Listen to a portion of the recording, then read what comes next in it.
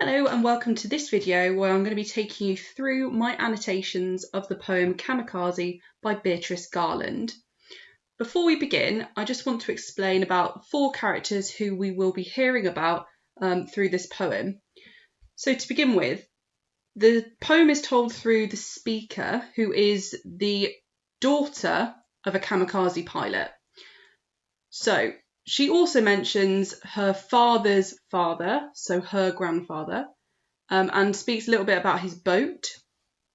The speaker is telling the story of the kamikaze pilot to her own children, and you will find out a little bit more about that later. So to begin with, we'll start with the title, Kamikaze. So this word literally translates down into divine wind. So we should just make a quick note there. So divine or God, and kazi meaning wind. So from this you can kind of see that the impression of a kamikaze, or the sort of reputation, was that these pilots were kind of committing almost a religious act, something that was glorious and almost supported by God. So these people were held in extremely high regard in Japanese society at this time. So let's start off with stanza 1. Her father embarked at sunrise with a flask of water, a samurai sword in the cockpit, a shaven head full of powerful incantations, and enough fuel for a one-way journey into history. So straight away, I'm interested in this. So sunrise. Japan is kind of known as the land of the rising sun. So we know that this word here is an immediate hint towards Japan.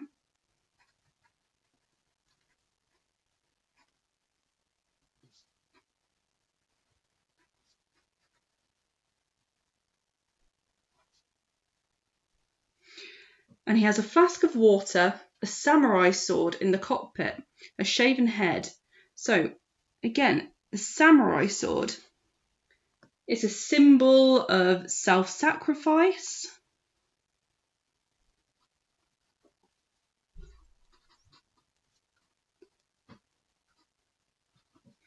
So samurais were members of the Japanese sort of warrior caste. And you may have seen pictures of them before wearing what looks like quite elaborate armour. They were seen as being brave, honourable, loyal, and with an extremely kind of rigid and disciplined culture.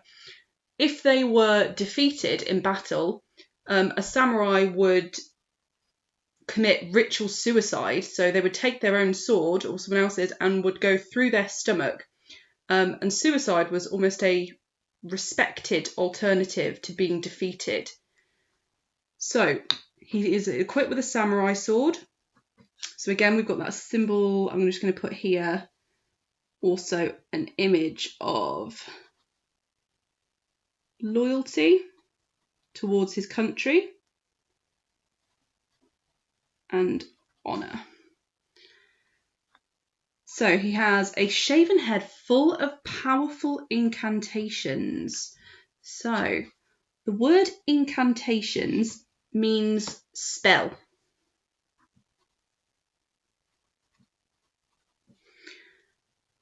So we're going to just pause and think about what that might mean. So his head is full of powerful incantations.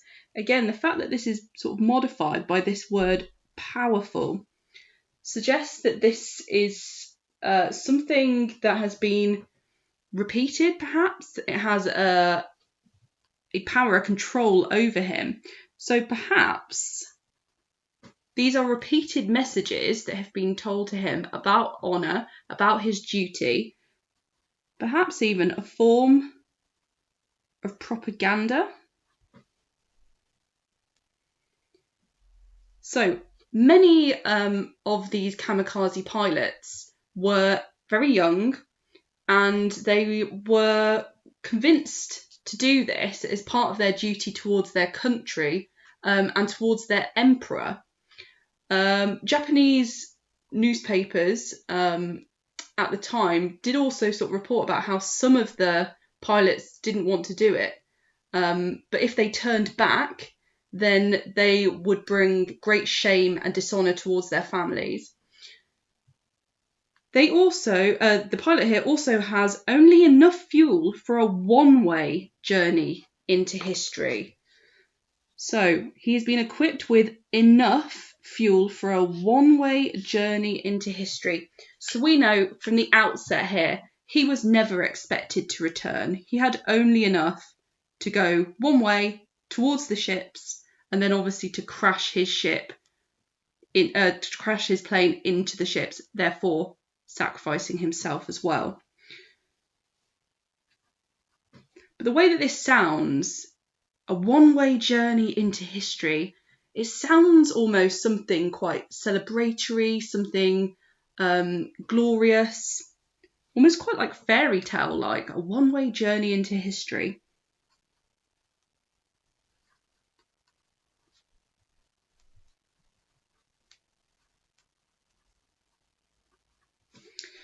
Interestingly, at this point, it's also important to think about the fact that he has been equipped with enough fuel.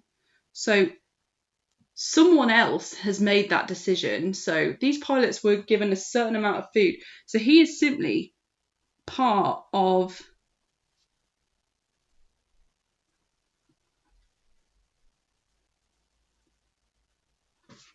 a bigger regime, a wider regime.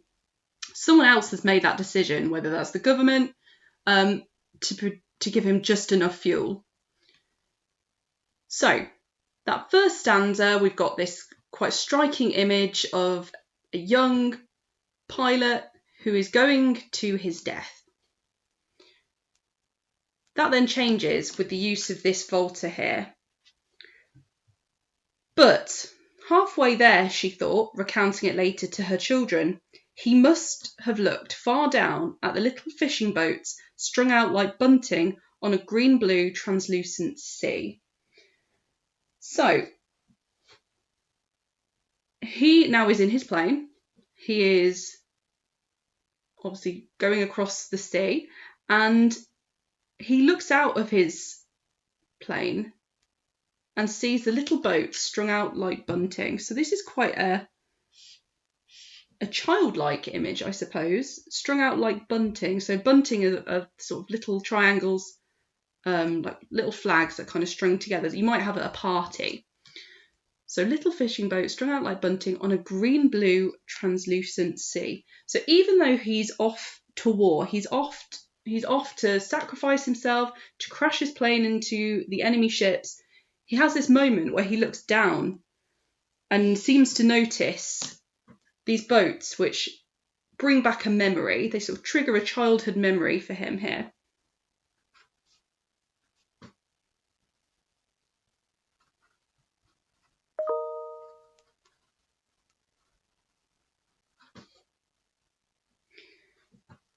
The bunting itself, I suppose, is also quite ironic in terms of you would normally see flags or bunting like that at something of a celebration. So it's almost, you could argue, like Japan sees him as being part of a bigger victory, a celebration. They've already won almost.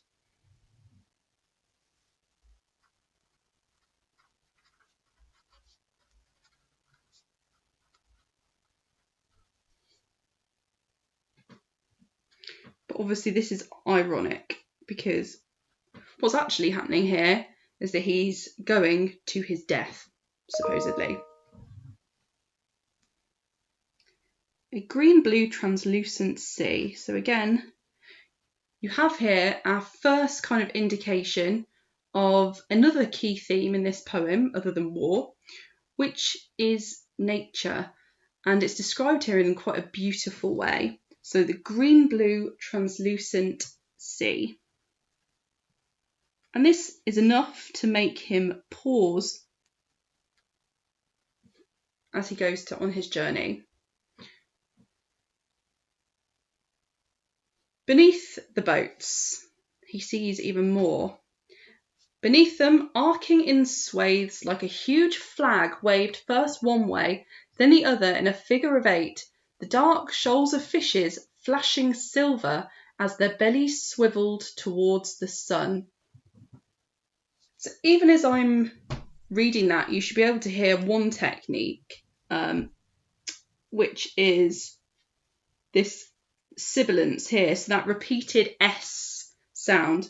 So the dark shoals of fishes flashing silver as their bellies swiveled towards the sun.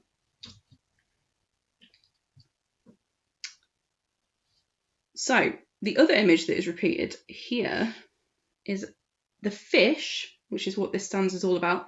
The fish are moving in the way of almost like a flag, kind of moving like that, waving one way, then the other.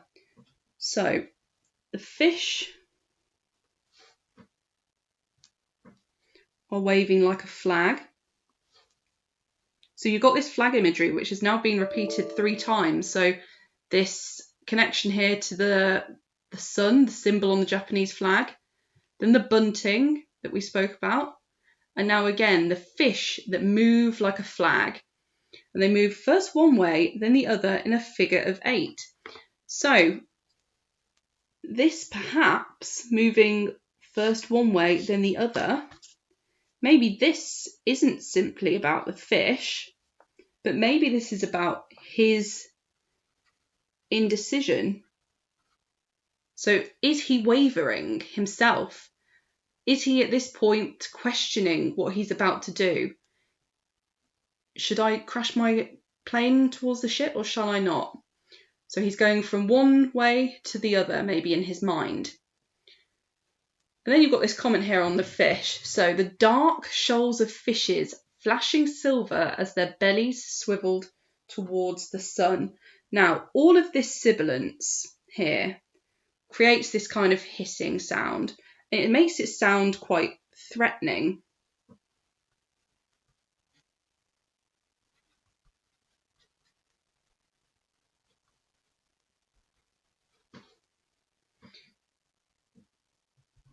The flashing silver as well seems to be another kind of hint or connection back to the samurai swords themselves. So if you imagine the swords,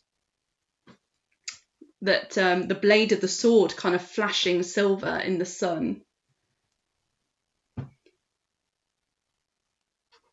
Now, one interpretation of this poem here is that these fish that flash silver as their bellies go towards the sun are other kamikaze pilots, so the other planes that are going around him flashing silver. So again, this idea that they're sort of threatening.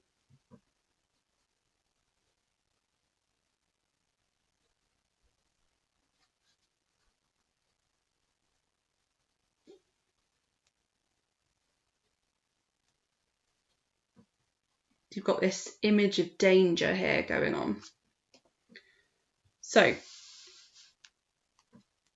he remembers how he and his brothers, waiting on the shore, built cairns of pearl grey pebbles to see whose withstood longest the turbulent inrush of breakers, bringing their father's boat safe. So here you see him again having another memory. So before he was thinking about the boat strung out like bunting. That seemed to kind of provoke a quite emotional reaction back to him. And again here, that's developed further. So he remembers how he and his brothers waited on the shore for their father's boat to come back.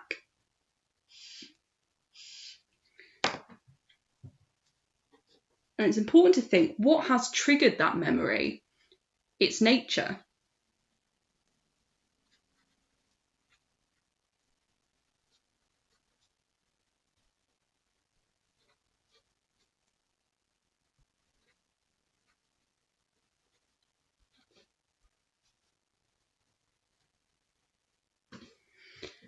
It also perhaps shows a desire to go back to a more innocent time, so a time before he was a kamikaze pilot. This is innocent, childlike behaviour, where all he had to worry about was whose stack of pebbles would stay upright the longest.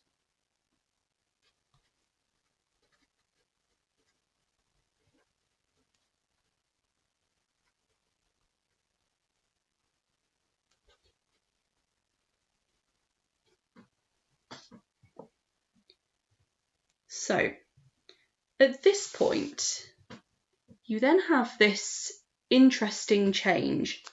So with this line, you will notice that it is italicized. And this is the daughter's direct speech.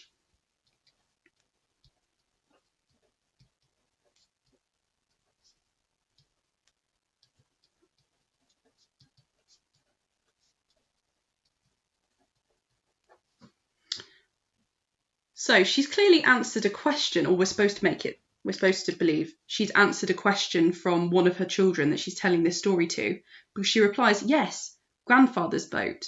Technically, to her children, this would be great-grandfather's boat. But in interview, Beatrice Garland herself actually said it would have made it too clunky to have said great-grandfather's boat, so she's kept it just as grandfather's boat. So, grandfather's boat, safe to the shore, salt-sodden, awash with cloud-marked mackerel, black crabs, feathery prawns, the loose silver of whitebait, and once a tuna, the dark prince, muscular, dangerous. So, a few things to kind of comment on here.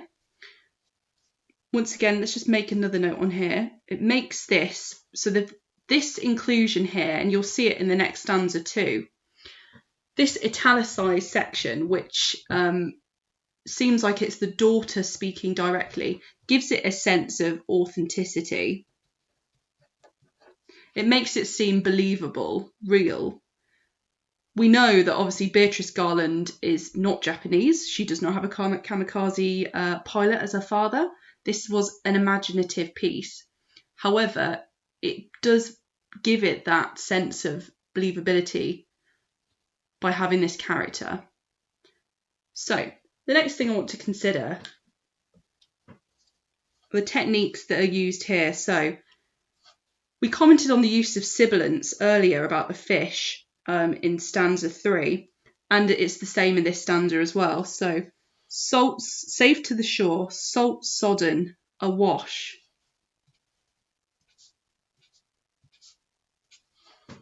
Awash with cloud-marked mackerel, black crabs, feathery prawns, the loose silver of whitebait, and once a tuna. So,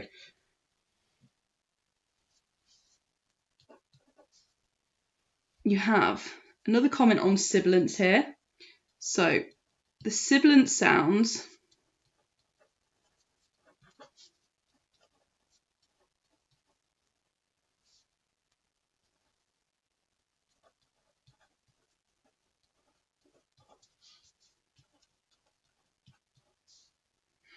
it's almost like, even though he knows that his duty is to commit this atrocity of him crashing his plane into the boats, the power of the sea, the beauty of nature pulls him back and makes him doubt what he's about to do.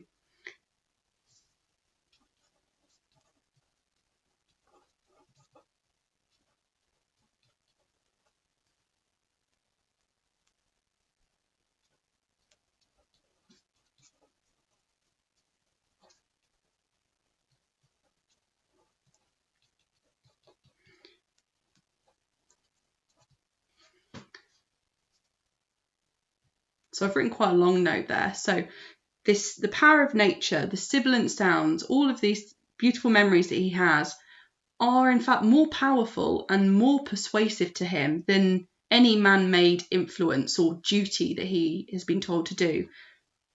More, in fact, than any propaganda. So you might comment here on the listing of the fish. Again, you've got this little hint of silver. So we commented before about that, how that was perhaps a link to swords or to armour. One thing I'm interested in is this line here about the tuna. So the tuna is described as a dark prince, muscular, dangerous. And I read an analysis of this, which I thought was quite interesting, which suggests that the tuna might actually be him, might be sort of representative of the Kamikaze pilot himself. So he's described as dark and dangerous. So perhaps these are the opinions of the people back home when he returns, that he's a negative influence, that he's something to be feared.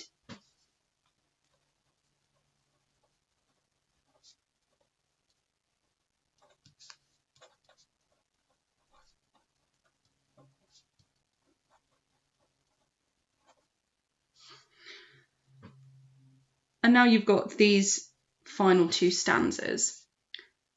And though he came back, my mother never spoke again in his presence, nor did she meet his eyes, and the neighbours too. They treated him as though he no longer existed, and as though only we children still chattered and laughed, till gradually we too learned to be silent, to live as though he had never returned, and this was no longer the father we loved. And sometimes, she said, he must have wondered which had been the better way to die. So, these italicized sections here. And though he came back, my mother never spoke again in his presence, nor did she meet his eyes. So,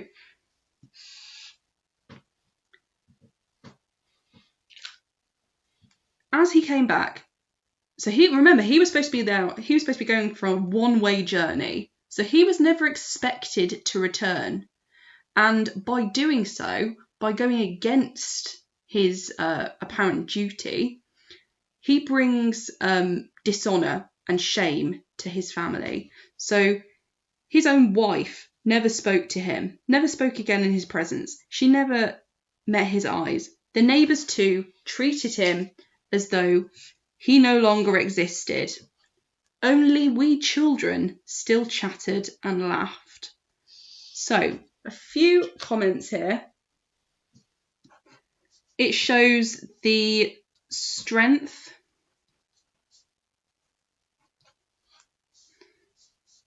of this idea of honour, duty in Japanese society at this point. He has brought shame.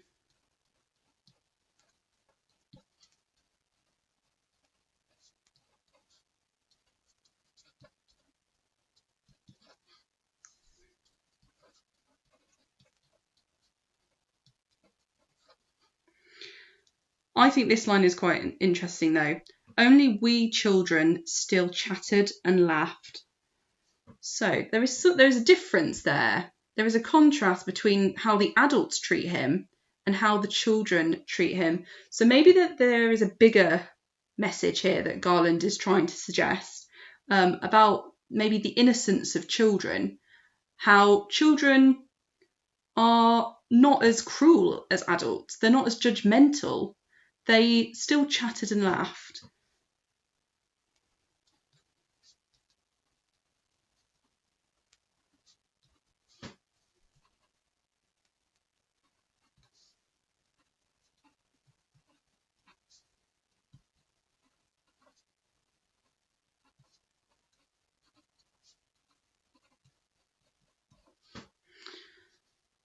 However, as they grow up and perhaps learn that behaviour from the adults around them, they too learned to be silent.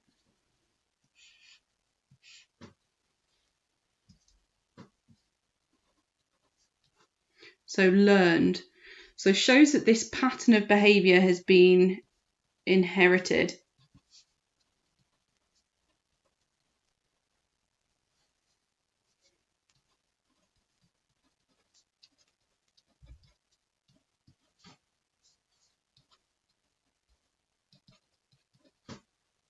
Maybe we learn to be cruel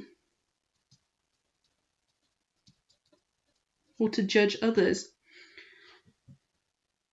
We too learned to be silent, to live as though he had never returned, that this was no longer the father we loved. And sometimes he must have wondered which had been the better way to die. So this is obviously a really, really important section here. I'm just going to comment on this final word. So, he must have wondered which had been the better way to die. So this actually takes us all the way back to the title of the poem, to Kamikaze, and reminds us of the role of a pilot whose duty was to die.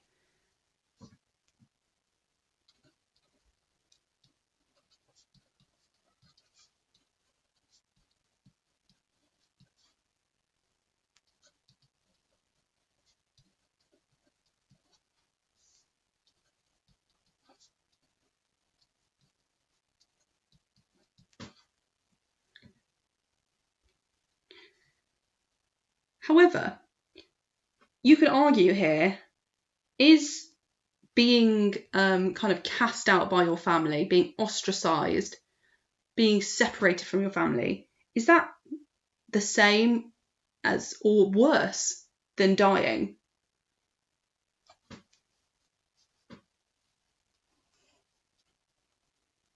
And I think that's the question she's asking here.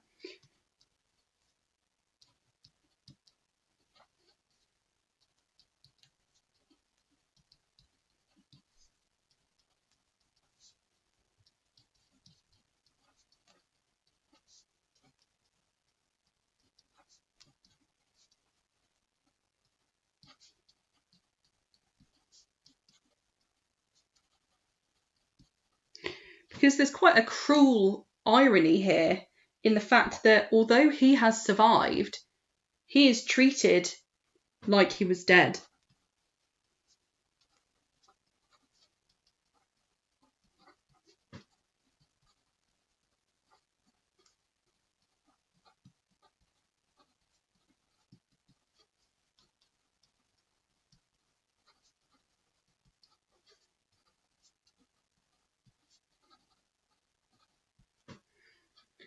So, interestingly though, at the end, we're not given any opinion.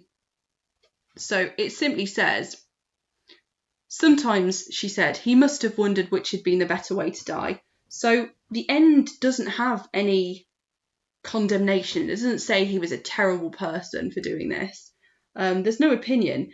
And actually that ending allows the reader the freedom to kind of make up their own mind on that man.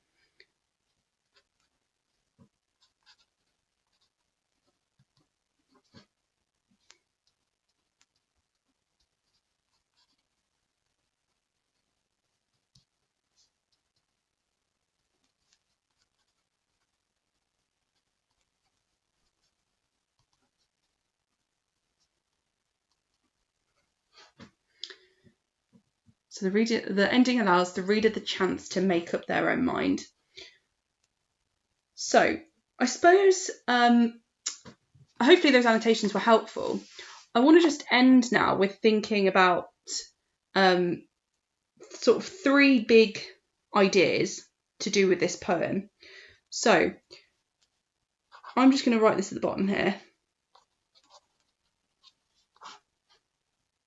So big ideas, or sort of deeper thoughts, I suppose. So what is more dangerous?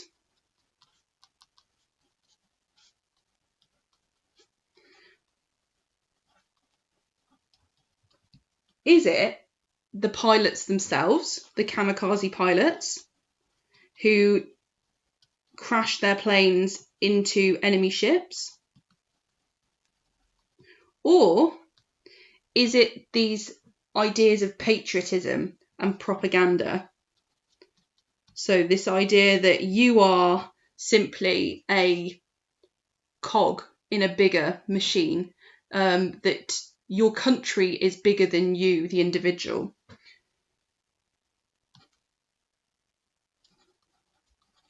And that is an idea that you could link to in other poems in this anthology, for example, Charge of the Light Brigade or Bayonet Charge, which see the individual being reduced and being insignificant. So that's a question to consider. What is the more dangerous, the pilots or the propaganda? My other thought, I think, here is, what is true bravery? Is it the self-sacrifice of the pilots? And the fact that they did this for their emperor, for their country, unquestioningly, it seems. Or is it that individual, the individual who goes against the norm, the individual who disobeys?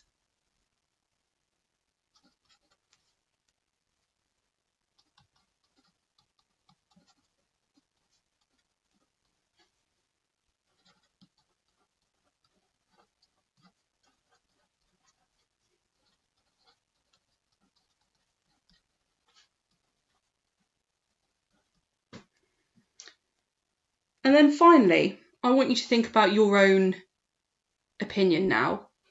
Who is it that we empathise with? So who at the end of this poem do we feel sorry for? Or is it that we're feeling sorry for his family who have been shamed and embarrassed by his return? Or is it the pilot himself?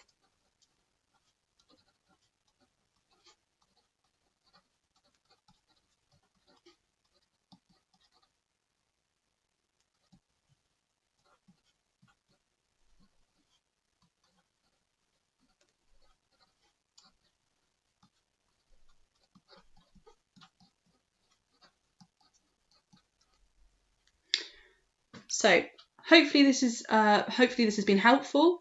I would say that this is a really excellent poem to compare to, particularly for those ideas of patriotism, of duty, of honour, and the idea of the place of the individual versus the collective. Thank you very much. Hopefully that was okay.